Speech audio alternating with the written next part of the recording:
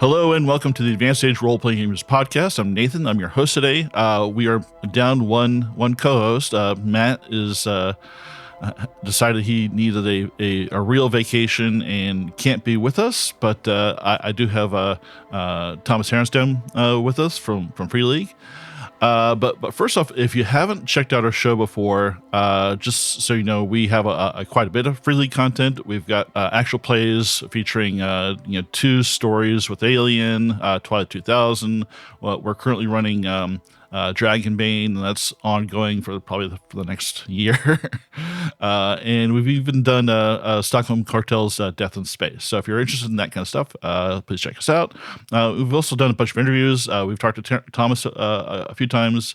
We've done interviews with the folks behind Coriolis and Alien and Forbidden Land. So a lot of content here for you if you like Free League content. So that's my pitch. Thomas, great to see you again. How's it going? Thank you. You too. Yeah, it's going good. I'm working from home today, as you might see behind me. Yeah. Had to rush home to take care of cats, but it's all good. I have to close my door so that the cats don't come in and start chewing on my cables because they find them delicious. Yeah. But yeah, thanks for making some time to talk to us. You're super busy right now with the Bladerunner Replicant Rebellion Kickstarter. But how many days are left in that? It's 2 weeks pretty much to the day, right? It ends Thursday. Today is Thursday, the 30th of May, and then when we're recording this anyway, and then it ends on the June 13th. So 2 weeks from now. So anyway, I skipped something. So Thomas, why don't you?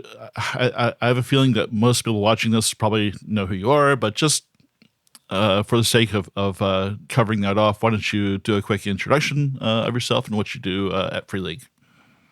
Yeah, sure. I'm one of the 4 original founders of Free League back in 2011, and we're a few more now. But yeah. So, and I've been designing games. I've sort of in a role where I try to keep things together overall as well. So. Managing things, so that's also part of what I do, but most of my time is dedicated to creating games and running Kickstarters and everything that goes along with game publishing. So that's what I do. The first time we talked to you was actually for the to you personally was for the original Blade Runner Kickstarter, which I got mine here. And we talked a bit already about your history with gaming and how you started out. So if you're interested in that, go back and watch that interview. But there's a really charming story at the front of this book that we didn't get out of you when we talked to you that first time. And it's really awesome. It's about a VHS tape. Can you just go over that for the listeners? Because I think I love that kind of stuff. Just it brings a kind of personal touch to the games that we make.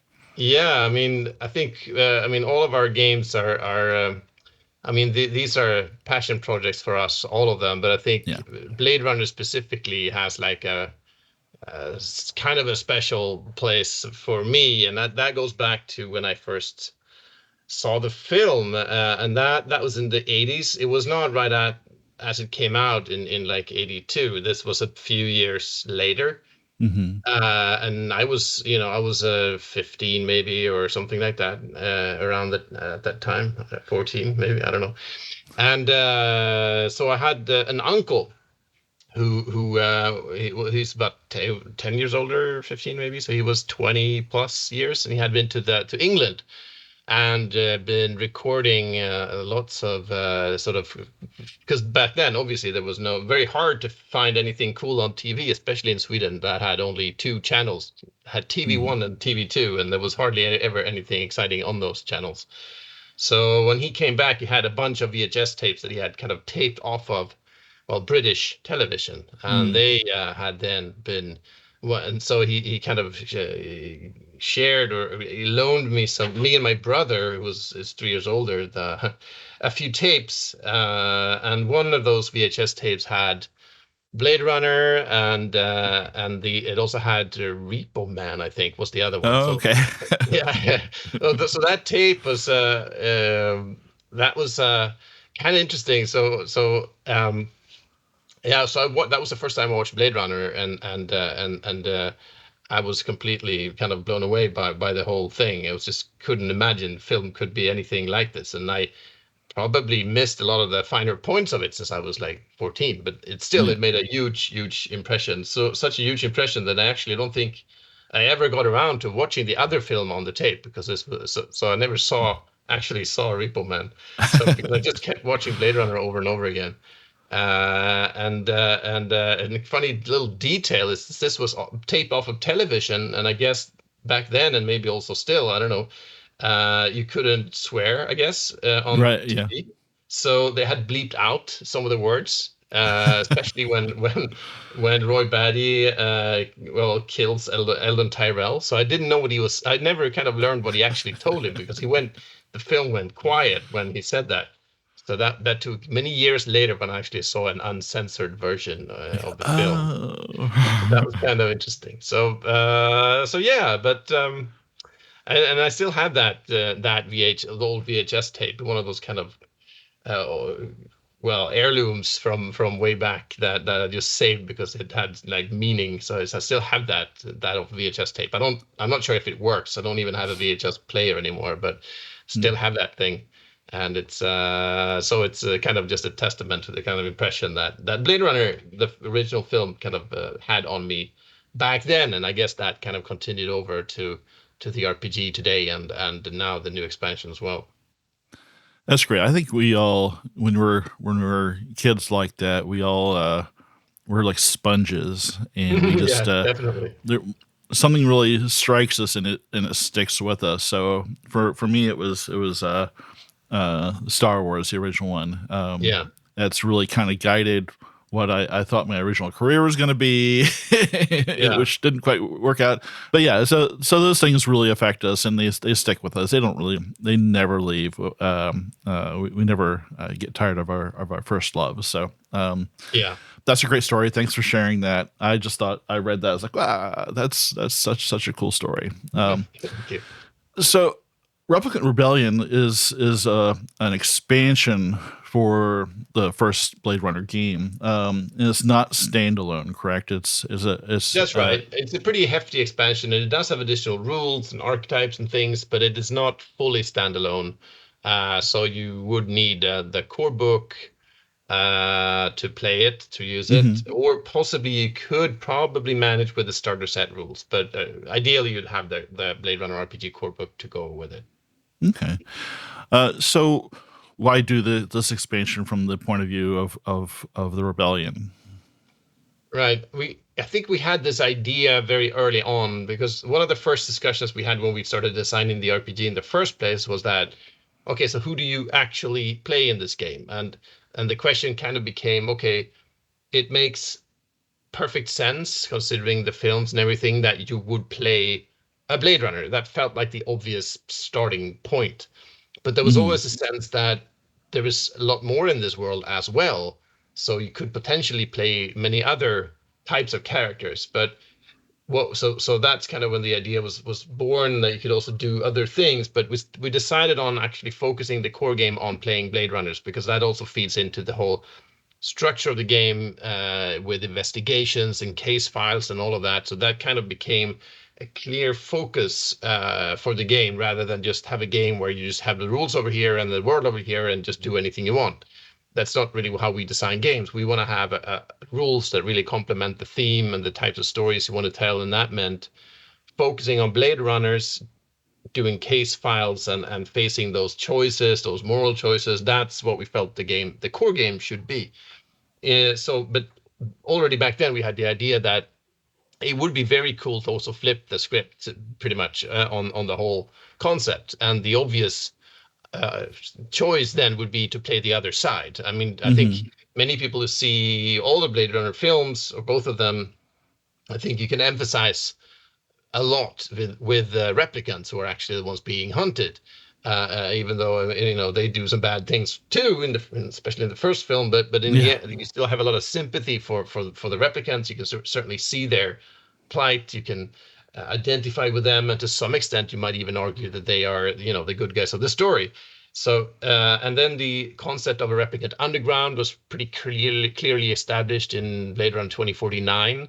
And we felt that is a very, very cool idea and concept to build upon and create another approach to the universe and to the RPG. So that's what we wanted to do, and not only in terms of who you play, but also how you play. In that, it's no longer searching for clues and solving cases. It's rather about doing operations. You're actually doing things like sabotage or espionage or things like that, while maintaining your cover because you're constantly hunted by Blade Runners or others, and that also opened up the game to another type of gameplay.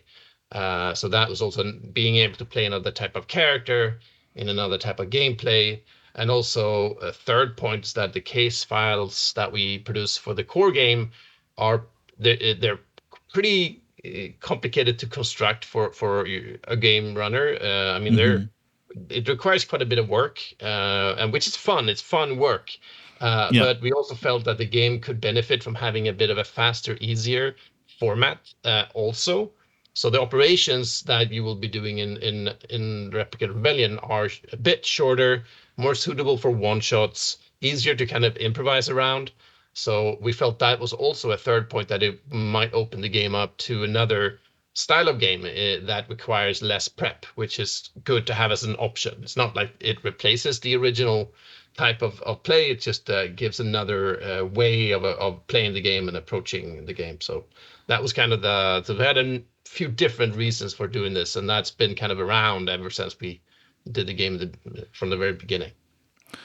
You touched on a bunch of things I wanted to ask you about. First thing I want to kind of dive a little deeper on are the themes. So you touched on the moral conflict and soul searching, that kind of thing. So those are there's 5 key themes from the original story: sci-fi action, character drama, corporate intrigue, moral conflict, and soul searching. Are there a similar set of themes for set for this new expansion? Yeah, I mean, that's kind of an interesting thing. I think we identify in this book also a couple of key themes. Some of them are actually are the same, because there was still like sci-fi action that's still there for sure.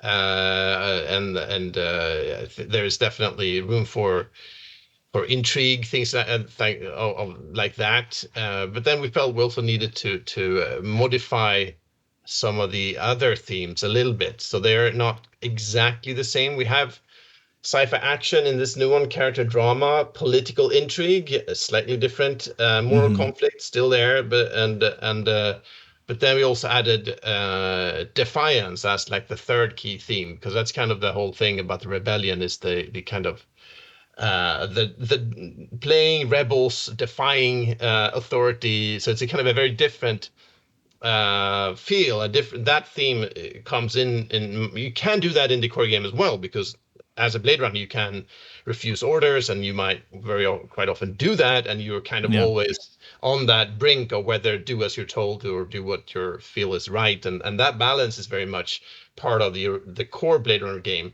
Difference here is that it's not the same balance, really. You're all in rebellion mode, so it's in that sense less ambiguous, a little bit more black and white maybe, while still of course there will be moral issues, but still it's a bit clear that you're doing this and this is your cause, and you're pretty much prepared to go any distance to do it. So the defiance is like a new theme that we've added on to kind of focus the game on that a bit more. So that means we wanted to kind of clarify that difference compared to playing like the normal mode, so to say. Okay, great. So the second thing, so you talked about the case files and how they're a bit of work to come up with a new one, and you do have the Fiery Angels case files expansion available for it. So there's other published material out there. What do I want to ask about that? So it is kind of complicated, and I've kind of been brainstorming a bit because one of my friends, one of our players, Tony, is a huge Harrison Ford fan. So like anything tangentially related to Harrison Ford, he's just all over it. And we looked at this and we want to play it, but we have sometimes 6 or 7 players, and to us that seemed like a kind of a stretch. It's a stretch with any kind of RPG to have that many players. But we like to have all our friends that we can grab and bring in. But it seemed to be for the style of a case file and the structure that's laid out for it, it seemed to be kind of a tall ask to have that many players go through that. So having this more a looser structure, I think, might help us kind of dive into this and tell a story in the Blade Runner universe. So that's not so much of a question, but do you have any thoughts on that? No, yeah, definitely. I think that relates to what I was mentioning there about perhaps a little bit easier approach. That's another part of the case file structure. I mean, we love that. I'm writing that third case file now, and I really enjoy that format. But it does, apart from being development or kind of heavy, it's also lends itself better to smaller groups. I think we state clearly that 4 is really, it's not really designed to be more than 4 players. Yeah. And I think ideally maybe 3, so being 5 or 6 players, it doesn't quite work as well to be that many Blade Runners running around. Yeah, right. Yeah, it just doesn't really feel right. I mean, the way we set it up with 3 or 4, you can split up, which is fine. So that's kind of actually the way the game is structured. It actually encourages splitting the party. And that works fine, but still, even then, if you're 5 or 6 players, that becomes a stretch. So, but as in Replicant Rebellion, it's easier to imagine like a crew of replicant rebels doing an operation. It becomes more of a cyberpunky thing, I guess, and that's also easier to do in larger groups as well. So I think that's also a way to open up the game to a bigger groups as well. So that's definitely another benefit of adding this game mode. Yeah. You talk about splitting the party. Is that still something you talk about in Replicant Rebellion? Is it more of a standard kind of keep everybody together type situation? You mean in Replicant Rebellion? Yeah. I think definitely there is room for splitting the party as well, but since it might be less of a thing, I would say, since also operations are at least typically designed to be a bit shorter and more focused on, you might not move around in that many different locations. It might be a bit more location focused. I mean, in the sense of having fewer locations where the action takes place. So I think there would probably be less reason to split the party, but it definitely could happen from time to time. And to follow up on that, when I first started kind of reading through the notes on the Kickstarter page, the first thing that came up to my mind was something I don't have a ton of experience with, but I've done a couple times, but more of tournament play that you see at conventions where you have like opposing groups working together to come to like a final conclusion. So I can imagine that it might be fun to have, if you're in that kind of game, is to have one group running replicants, one running Blade Runners, and have like an overarching story where they leads to a conflict at the finale. Definitely, you can play. I think you can have a lot of fun with this. Like you said, having like running 2 groups, one replicants, one Blade Runners, and having them meet each other at some point. I mean, that takes some logistics to get. I think it definitely could be fun. And also just another way that you could use this is because in the regular game you can definitely have Blade Runners who quit, who go rogue, leave the RDU and turn to help the rebellion, the underground. So, and using this, you could kind of continue playing. You could even have a story where you keep playing the regular game with some characters, and then one character or two might go to the sort of turn to the other side, and they could continue. You could have it like combined campaign. That would take a little bit of tinkering and work, Right, but it right, right. definitely could be done, and I think it could be a lot of fun. Yeah, I was kind of thinking you're talking about flipping things on their head. As you have the secret replicant in the core rule book, but have maybe a secret Blade Runner in the replicant group. Exactly. Yeah. Has that been talked about in the book, or is that just?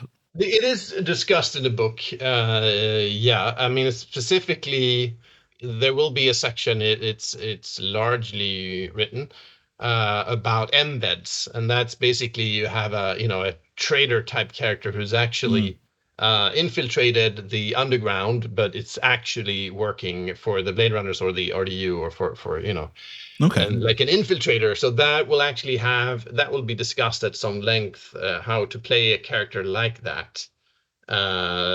Yes, and then you can also have on the flip side, you could potentially have, that's also mentioned, how you can carry a character over from the regular game to the underground if you have a Blade Runner who changes sides. You could create a Blade Runner who is originally I mean, in Replicant Rebellion, you can actually create a Blade Runner character who is has a cover of still being a Blade Runner, but actually works for the Underground. So that's like Okay. the opposite way of Yeah, doing yeah, it. But yeah, also, yeah. and both of these things are discussed and covered in the book. Yeah. That sounds great. So, yeah, I'm excited. So we were touched on archetypes a little bit. I imagine that's an archetype that you're talking about with the That was undercover. actually the original idea, was that the embed would be an archetype. Mm. But then we realized that doesn't really work because, Okay. of course, the embed needs to be secret from the, at least that's the way we designed it now, secret from the other players. So Yeah. you have to have a cover archetype, because otherwise, obviously, if your archetype is the embed, they would immediately know that you're. So that would kind of give That's a away good the point. Yeah, the yeah, yeah, secret. yeah, So that's why yeah. it's actually not an archetype as such. You need to have Okay. another archetype, which is your cover, and then this would be kind of another layer to the character. Okay. That makes perfect sense. Having played a lot of Vampire and other games, there's always one player that wants to be the bad guy. So, Yeah. Here you uh, can definitely do that. It does require a bit of work, and of course, you need to kind of juggle that as a game runner as well. But I think it can yeah, yeah, definitely be done. So. yeah. So I guess I brought up archetypes. What are some of your couple of your favorite archetypes that have been created for this so far? For this one, there's a couple of cool ones that I think are could be a lot of fun. We had one. I mean, there is. I mean, the tank obviously is kind of a heavy hitter type character. There is the doctor, which is a kind of a tech person, kind of hacker type, which is, I think, can be fun. There is the powder keg, which is a kind of an explosive, crazy, rebel person, which I think also will be enjoyable, and a couple of more. So I think we'll see how many we actually end up having. It would probably be something like 5 or 6, I guess, at least. Okay. So yeah. Powder cake sounds right up my alley. Yeah. Little explosions create a lot of chaos. Now, let's talk about maybe go a little bit deeper about case files versus operations and how they different. Like, what's the general layout and build of an operation? It is a little bit more. It's in a sense a little bit similar to a case file, but it has, since you won't be normally, at least, searching for clues in the same sense, it has a bit of a different structure. It also has the kind of maps. You see similar maps of the locations that you have in the case files. Mm-hmm. Um, you will also have a kind of, at least most of the time, kind of a countdown or a timer, which is similar to the case files as well. But instead of you have to kind of solve the case in time, you have to kind of complete the operation in time, and that could be any number of different things. The idea is they are generally a bit shorter in length. We Mm-hmm. intend to include, let me see that I get this right. and a few of them, we unlocked I think it's one 3. bonus, so we have now planned for 5. So Oh, you'll 5. actually have Okay. 5 operations ready to play in the book. So Okay. obviously they can't be as long as a case file, because those can easily be 50, 60 pages each one. So then I would assume a typical operation might be 5 to 10 pages, maybe. I'm just kind of Okay. pulling that. We haven't done the layout yet, but just Yeah. typically something like that. So you would see they're a bit more shorter in format, a bit more immediate, and that's also kind of in the intention that they are more of a pick up and play friendly thing. And you talked Uh, about sabotage being kind of one of the yeah, it can be opera. that. Can Well, be like like what rescue other? operations. It can even be more like, could even be, kidnapping or even assassination attempts, possibly, Mm, depends. yeah. It could be saving someone from who's in custody, or breaking somebody out of somewhere. It can be finding information. It could be, any number of there's a wild, massive variety of things that an operation could be about, but it will usually, in one way or another, of course, relate to the replicant industry and the replicant underground. You don't have to play a replicant. We get that question a lot. You can definitely play a human, because there are, in this setting, definitely many humans involved in the replicant underground, kind of helping replicants. So that's fully possible to play a human character in this setting as well. I'm glad you brought that up. I kind of took that for granted, but I'm sure there's folks that ask that if you can play Yeah. a regular human. Now, there's quite a few new things. So I saw something about heat. Yeah. And can you go into some of the new mechanics like heat? Yeah, definitely. That's a thing we kind of considered. It has a little bit of similarity to the threat meter and the threat system in the Walking Dead RPG, Yep. but different, of course. But the idea is generally that you will have a number, kind of on a meter that you can actually, like a dial you can turn. I think it's from 1 to 6, just Hmm. giving a general kind of feel for how close the law is on your tail, basically. So the Okay. higher the heat, the closer they are to blowing your cover and arresting you, or knock on your door, basically. And I think this is a cool thing, because it for one, it's a very clear signal to the players. They know now that he is really on, and then they have to be very careful. And anywhere they turn, there could be someone out after them. Whereas Mm, when the heat is low, they can relax a bit more and play. So it kind of informs the gameplay, and it also will give tools to the game runner. So when you have a different type of random encounters, things like that, that will happen if the heat is high. Certain things will happen if the heat is low. Other things will happen, and will kind of that will affect what kind of events to spring on the characters. I think it's going to be a real help to kind of to run the game as well, just to have that.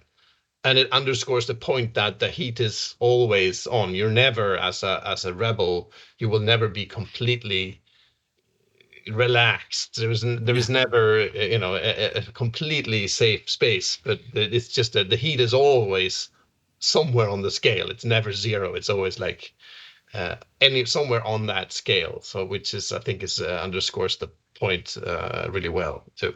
That's a nice lever, I think, for the game runner to be able Hmm. to, because sometimes the game can slow down a little bit when players like, okay, I just need to rest and put my feet up for a little bit and and if you really want to move the game forward, I can see injecting some heat, some pressure, and force them to make a choose another path and more quickly, and that's kind of when people can maybe not make the safest move, which can cause more conflict. And I like that kind of system. One of my friends played Walking Dead at PAX Unplugged and really loved the threat meter and some of the other pieces. That's great. Hmm. Now, are there any changes to like the chase mechanics from the original book, or? No, at least not as far as we're thinking now. I mean, the book is Hmm. still being under development, but we're like the core, like combat chases, things like that. We will likely it will likely stay pretty much untouched. We might possibly add some additional chase encounters, maybe to kind of flesh out that bit a bit more, give some more variety. But that's pretty much as far as it goes. The mechanics as such, I think we're happy with, and they fit Okay. the Rebellion just as well as they do Blade Runner. So we don't really see any reason to change that. Okay. Yeah, I was wondering because you're changing the being from the being the hunter to the hunted. So Mhm. yeah, I was kind of That's true. curious Yeah, about but that. yeah, the rules should work in both Either directions. way. So, yeah, Okay. All right. I'll take your word for it. yeah. Are there any other changes to the? Because I see with things like some of the point systems, like promotion Mhm. is there a different Yeah, analog to that's that? right. I mean, in the core game, you have promotion points and humanity points, and they are kind of weighed against each other. You get them sometimes. If you do A, you get a promotion point, but if you do B, you get a humanity point. So kind of a choice, because Right. you do need both types of points, and that kind of underscores the way a Blade Runner has to balance that thing. You kind of have to do your duty to some extent, but you also kind of to develop your character, you also have to do the human thing. So you have to kind of balance that also mechanically. That's not really the same in the Replicant Rebellion side, so it will not work the same. You will have Hmm. another type of point. We're still not 100% decided on what to call it. We have some ideas, but Okay. anyway. So there will be a different type of advancement point that you will get for doing things. You won't have because there's no equivalent to like promotion in the rebellion. You're not a rebel in the underground to get promoted. It's not really what Right. you're Yeah. doing. So Yeah. so it doesn't really make sense to have Yeah. that. Yeah. So instead, you have a different type of advancement point. It will work similarly. You will still use them to increase skill levels and gain new talents, things like that. But you will get those points for some. It's not. They will have a different name, and you will get them for different types of actions. So Okay. it's kind of a change of that mechanic. It's not a completely different. It just works a bit differently. Okay. Also, I could mention that another change or addition is that we'll add more talents, because the talents that we have in the core game are, at least quite a few of them, are very focused on investigation type gameplay. Hmm. So we want to add some more that have different functions. So we'll add new talents to the game as well. There will be new gear, new items. So there will be some of that. But that doesn't really change the rules. It's just kind of adding more stuff to the game. Yeah. I think a lot of people like new gear and Yeah, yeah, yeah. and new That always, talents. yeah, Yeah, that's always fun stuff to add yeah. and mix up. And imagine some of them would be kind of backwards compatible with the original rules, and some of them were Mhm. really are kind of specifically flavored for the rebellion Yeah, type player. So another new thing I saw with the Kickstarter is the asset pack. yeah, So what yeah. what makes up the asset pack? Yeah, the asset pack is kind of something we've been thinking about for a while. It's in a sense unrelated to Replicant Rebellion. It's a standalone thing, but we think they work well together. So we and they can definitely be used together. So we that's why we are including them in the same Kickstarter. Hmm. And the asset pack is basically a bunch of physical handouts. It's like maps, handouts, newspaper clippings, NPC cards, all kinds, but they're not connected to a specific case file or operation. Instead, they're more general in nature. And the idea is that you can use them as a game runner to create your own case files. Instead of create the case file and then make the handouts, you have the handouts, and then you kind of backwards, they will engineer a Yeah, case file from them in different ways. So, for example, the newspaper front cover will have lots of little stories about things. And you can basically take an idea that's on one of those newspapers and just build that into an actual, so that it becomes a handout for that case file. So you can kind of, and the same thing with maps, you'll have generic location maps. So you can just, oh, here's a map of I don't know, a nightclub or something else. You can kind of, okay, so I'll build a case file where this location is kind of a key place. And the NPC cards, they will be unnamed. So you can basically take, okay, I'll use this card and that card, and those will be these characters that I will have in my case file. So Okay. the idea is that you can build case files using these assets, and also you can also build operations. Although operations are a bit easier, they're less complex, but you can also use these assets to create especially maps, because the location maps will be used in operations as well. So you can definitely use the asset pack maps to create operations also. That's kind of the core idea of that. Then we're also now as a stretch goal that we hope to unlock. We have two things that we're hoping to add. One is cardboard standees that can actually, and that kind of helps. It's kind of cool to have little standees for the characters on the maps. So you can, that will kind of help combat, which is kind of nice. And then we're also hoping to add to the asset pack actually a solo mode. That's kind of exciting too, because that's something that's been kind of growing, and a lot of players Yeah. really enjoy, is actually the opportunity to play solo when you can't get your group together, or just for fun. And it's a great way to and experience the game. And we have that in a couple of other games, and we want to add that to Blade Runner as well. I think if Blade Runner really works conceptually for solo players, it's, I mean, the films and so on are focused on like It's the one solo Blade mode, Runner, basically. so it's kind of Yeah. a solo concept. So we think Yeah. that works well. So that's something it's not done yet. It's still a stretch goal and not unlocked. So we're still working towards that, and it's not written yet, but we definitely have some solid ideas for how to do it. So that's another thing, and that will be in the asset pack. That's the plan, because you might require a couple of different extra Okay. tools and things. So. Yeah. So if you want solo mode, go back to the Kickstarter. Exactly. That Yes. solo mode is a lot more popular than I would have ever thought.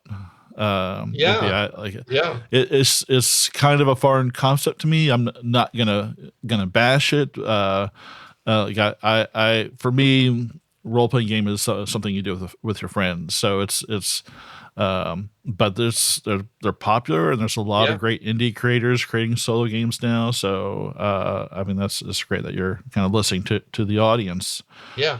And I was kind of wondering too. So I like the idea of an asset pack that has all these maps and newspaper clippings and things like that. Kind of embed you in the world. I was kind of trying to think of a way that didn't involve AI to kind of do some of that on your own. If there's a way to make a digital asset pack that has kind of the format Yeah, of we have some ideas newspaper on that. clippings. Yeah, we might, if we can, it might be a future stretch goal. We'll see, to add, like, beyond the physical handouts, also have like a digital asset pack that is not only the same handouts in digital form, but also like more like templates, like Yeah, that's what I was the thinking. So newspaper, like front page, like a you template just for that. blank that you can fill They out can and fill in with text, but you will have yeah. the layout. I mean, that's Mhm. something we're looking into, and that we might add that as a digital companion to the asset pack. Yeah, I think I vote for that. yeah, I think that would be great. I think that would because there's a lot of people that are very good with story, but maybe not so great with like layout and graphics and all of that. So I think yeah, that would be yeah, nice. sure. Yeah, so that's on our mind. So I think, and I hope we can do that too. So speaking of, I didn't even plan this, but speaking of layout and graphics, I saw Johan Norse touch Yeah, on some of the graphics in the release there. So it was just like instantly recognizable. For those of you who don't know, Johan Norse is one of the mad geniuses behind Merc. It looks like he's doing a little bit more than just the graphics and layout. Can you talk a little bit about what he's doing, bring to the project? yeah, we felt. I mean, we worked with him. Of course, he does his own stuff, but we worked with him for a couple of things, and we just felt that for Replicant Rebellion, because that kind of style that he has, especially well in Morkborg, but even more maybe in Cyborg, kind of this Mm. kind of very punky, rebellious style, it kind of really ties in really well to the feeling we want for Replicant Rebellion. So the idea we had was to have him design. Now it's three, I think, spreads in the core book. So it'll be two spreads that are kind of like like a fanzine type underground publication thing, and then one spread which is basically graffiti, like replicant graffiti, basically on a Yeah. spread in the book. So that's actually what we asked him to do, and he did, and I think it came out beautifully. So that will be in the book, those three spreads, and of course, that's also visible on the Kickstarter page. You can see those Yeah. spreads, at least two of them, maybe all three. And I guess so too. Yeah. yeah, and so I think that adds a nice touch, because that underscores again kind of the difference. I mean, overall, the graphic design follows the same format as the core book, as it should. I mean, we want to continue that overall style, but then these kind of break the mold. Those three spreads that look completely different. They're like taken from, directly from the underground, and kind of just inject that attitude that we want to give to this book and this theme. So I think he did a great job. We'll see. He might do something more for this book as well. We'll see about that. We're talking to him now about this, so we'll see what happens. Yeah, I think his touch and anything brings a bit of rebellion to it. So I just love his style. So Yeah. yeah. And the last thing I really had, well, I guess a couple more things. So one is, are you exploring any other locations in the future besides outside of LA? Yeah, we did consider this. So yeah, to some extent, I think our overall kind of position is that the Los Angeles of Blade Runner is such a huge and inspiring world in itself, that we Yeah. feel there is so much there to do and explore, that we don't really need to go to another city or somewhere else necessarily to the game, it has plenty to do in that huge city. But that said, we are looking into doing some things in other areas. I won't go into kind of spoiler territory, but there's definitely things on the outskirts. There's things that will, yeah, at least not be perhaps, downtown. It will definitely be other areas, but I don't think we'll do like the New York book or something like that. I don't think that would really make sense. I think What about Blade like Runner is so interconnected. It space? kind of it's part of the identity, I think, of the whole world, to have the Mhm. focus on that version of Los Angeles. It's not really real Los Angeles, obviously, but like a neo noir fantasy version. So I think that Mhm. to some extent that is the setting of the game. So I think we don't want to move away too far from that. Okay. But in All right. smaller portions, yes, but not like we'll move the whole game to somewhere else. Okay. Yeah. Too much of there'd be a lot of rebuilding Mm. and whatnot. When I had Nils and Costa on for Coriolis, I asked them this too. Is there going to be like an overarching story that you'll be following that starts in the book that you'll be using and adding to for supplements? Is there like an end goal Yeah, for we the do have story? something called, I mean, in the case files for the normal version of the game, we have these case files. The Electric Dreams is the first one in the starter set, and then Fiery Angels that was recently released, and we are working on now. I'm working on the part three, and they are standalone, but they do form like a longer narrative that we call the Immortal Game. So the Immortal Game is like a longer campaign arc, Mm-hmm. and the idea is so these case files will tie together. We'll see if it becomes like three, four, five that kind of complete that longer arc. That's not really decided, but at least three, I would say probably four or five case files that Okay. tie together. So then it will be pretty long, pretty cool, overarching story that you'll follow. But you don't need necessarily to play every part of it. But if you do want to play them, you should probably play them in the order of release. Because Right. yeah, but they're standalone in the sense that you don't need to play them all, and you can do it with different characters. That doesn't really matter. But they will form a longer story arc as we complete it. So that's definitely there. last question I have is, are there any other contributing designers to the project that you'd like to give them a shout Oh yeah, out? definitely. I should have done that at the get-go. I mean, primarily for Replicant Rebellion, the lead writer on the setting side and the sort of scenario side is Joe LaFavi. He did the setting work for the core book as well. He did an amazing job, and he's done the same for this one. So that Replicant Rebellion is to a very large extent he's the lead. It's the lead writer on it, definitely. My job is to kind of tie it together in terms of rules, scenarios, and get it all to make work at the gaming table. I'll also be part of writing the operations in the core book with Joe. But yeah, definitely, he's done a lot of the heavy lifting up until now. Could also mention in terms of art, of course you mentioned Johan Noor. We have the Martin Griep who did most of the art in the core book. He did the cover for this one, but the other new art in the book is done by a new illustrator that we work with called Aaron Arik. He's a really talented guy. So I think he brings a lot of cool stuff to the book as well. That's awesome. Thanks for sharing. I think there's a lot of folks, a lot of work that goes into making these games, especially with the kind of the artistic bent that Free League takes on all the products that you touch. So I think it's good to give those folks some credit.